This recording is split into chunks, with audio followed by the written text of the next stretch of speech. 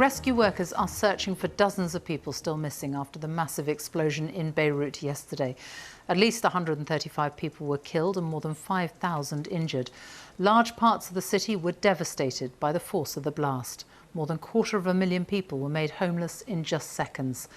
A 2-week state of emergency has been declared. The blast was felt as far away as the island of Cyprus, 150 miles away in the eastern Mediterranean, with people there saying they thought it was an earthquake. The whole city was shaken by the explosion in a warehouse at the port. It has been completely destroyed. Most of Lebanon's food was imported through there. The country's president blamed the blast on almost 3,000 tons of ammonium nitrate, a fertiliser which had been stored there unsafely for the past 6 years. Some port officials have been placed under house arrest whilst an investigation is carried out. Here's our Middle East correspondent, Quentin Somerville. In a country long battered by shock, a fresh unnatural disaster has seized Lebanon. The fires burned long here at the port. The cause, a powder keg of unstable chemicals left to rot in the very heart of Beirut. The shock could be felt in Cyprus, Syria and Israel. The 2,500 tonnes of ammonium nitrate fertiliser was the equivalent of a 1 kiloton blast. This was Lebanon's 9/11, they say. A catastrophe that shook the entire country. A small fire at the port had drawn people to their windows to watch. When the chemicals exploded, they received the brunt.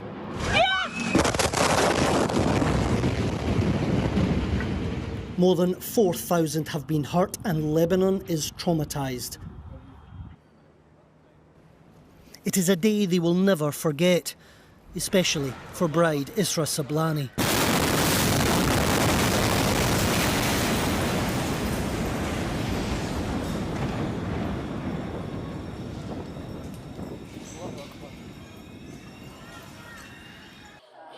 In the small town of Ras El Harif, the buildings still stand, but the people are shattered. Jessie Kawaji Daoud was a nurse at Beirut's St. George Hospital. She died along with 3 other colleagues. She was 31 years old and leaves behind her 2-year-old Ella and her husband. It's the work of a nurse. It's not to save life of people, take care of people. This is what she do. She was a hero. She died when she's on his duty. She's saving people and she died. At Jessie Daoud's hospital, there is hurt and anger at a man-made disaster, a physical manifestation of the country's long dysfunction. This is a catastrophe because, you know, we are one of the, best functioning institution in the city. We're helping with the COVID effort, we're treating patients. Already the healthcare system is about to collapse. Resilience is a word much overused in Lebanon. In May Maliki's apartment, she sought a moment of peace among the wreckage. The 78-year-old has suffered months of power cuts, the loss of her savings and rising food prices. And now, this disaster. Hopes, everybody says there is no hope, But I don't want to believe it. I want to keep hoping that each time these catastrophes happen, we stand up and start again. But everybody says, many years before, when I was in the United States, they asked me this question: is there hope for Lebanon? I mean, there is no hope. The same politicians who created the earlier crises have to resolve this one. There's little hope they can do it alone, and there is a limit to how much more Lebanon can endure. It was more that I was an homage to all those who are gone and who were less fortunate than us. And they were caught in the this big catastrophe. Quentin Somerville, BBC News. Well, ammonium nitrate is a chemical that is made all over the world and is relatively cheap to buy. But storing it can be a problem, and it has been associated with serious industrial accidents in the past. Our science editor David Shookman explains what it is and how it can cause so much damage. It began as a very large blaze, a towering grey column and flashes from what looked like fireworks. But worse was to follow. A massive explosion.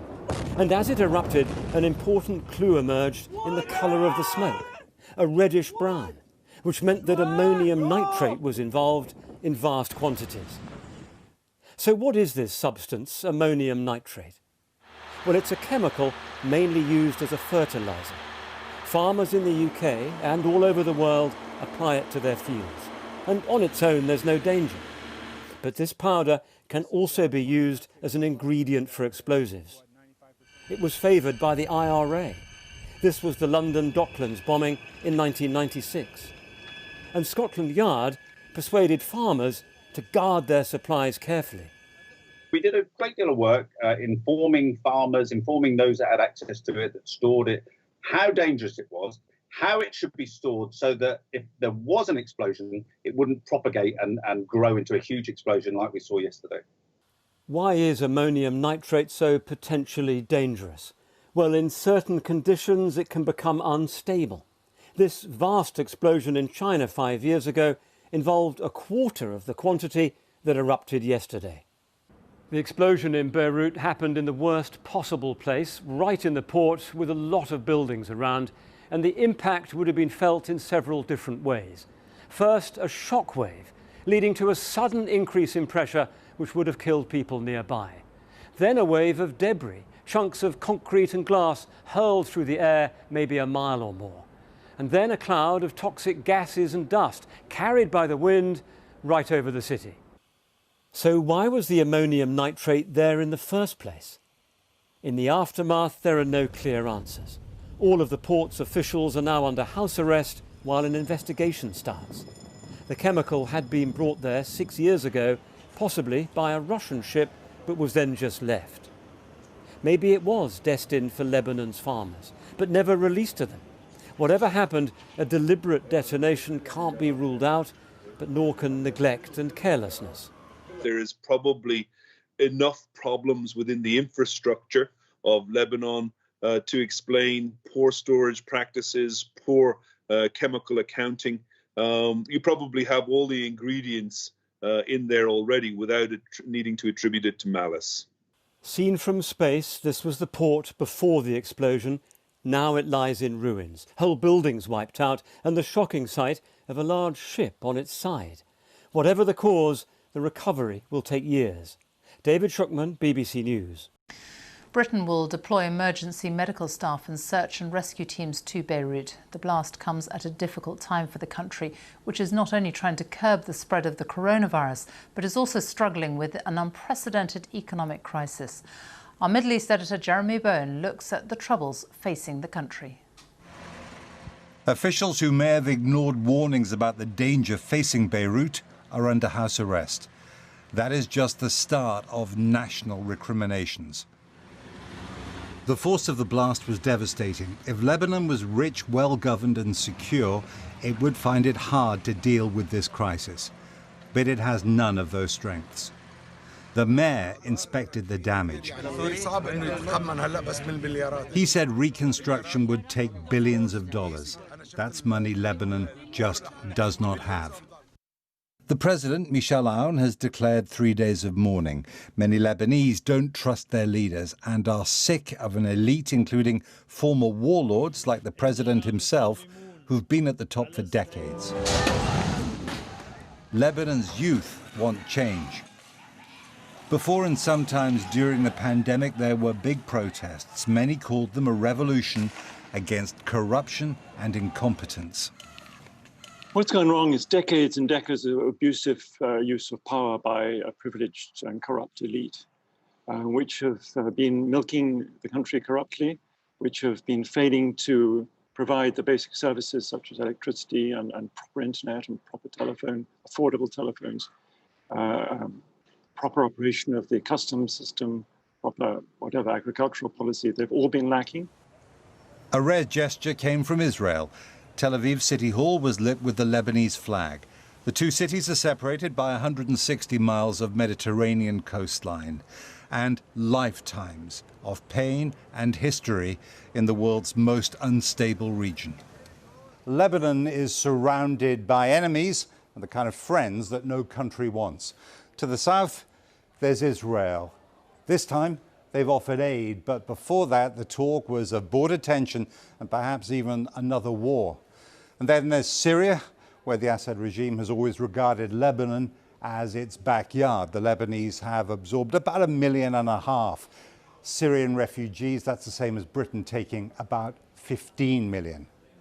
And Iran is close to the Lebanese Shia militia Hezbollah, which is the most powerful political and military organization in the country. The medical emergency is extreme. First COVID-19, now 3 hospitals in Beirut have been put out of action by the explosions. I saw all the war in Lebanon.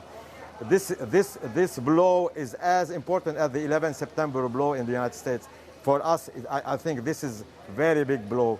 We need really international support. French rescue teams left Paris for Beirut. Britain announced £5 million of emergency aid, but Lebanon has deep political problems that money without reform will not be able to fix. In Beirut's wreckage are the ruins of the granary that contained vital supplies of imported wheat. Another disaster at the Chernobyl nuclear power plant finished off the Soviet Union. Lebanon's old order should fear the fallout from Beirut docks. Jeremy Bowen, BBC News. Well, let's go live now to Beirut and speak to our correspondent Karine Torbey, who is there. So dozens of people still missing, thousands and thousands homeless. Describe the situation there tonight.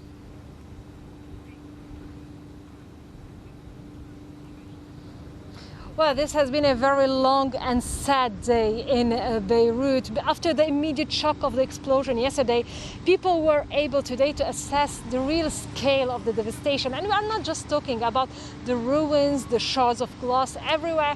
We are also talking about entire neighborhoods becoming completely uninhabitable, which means thousands of people, tens of thousands of people becoming homeless from one day to the other. We have seen a lot of community support, of empathy, of people opening their houses to their friends, to their relatives, or even to complete strangers. But this is not sustainable. And this issue should be one of the top priorities in any rescue plan. Because from what we have seen today, it is very unlikely that Beirut will heal anytime soon. Karine Torbey in Beirut. Thank you.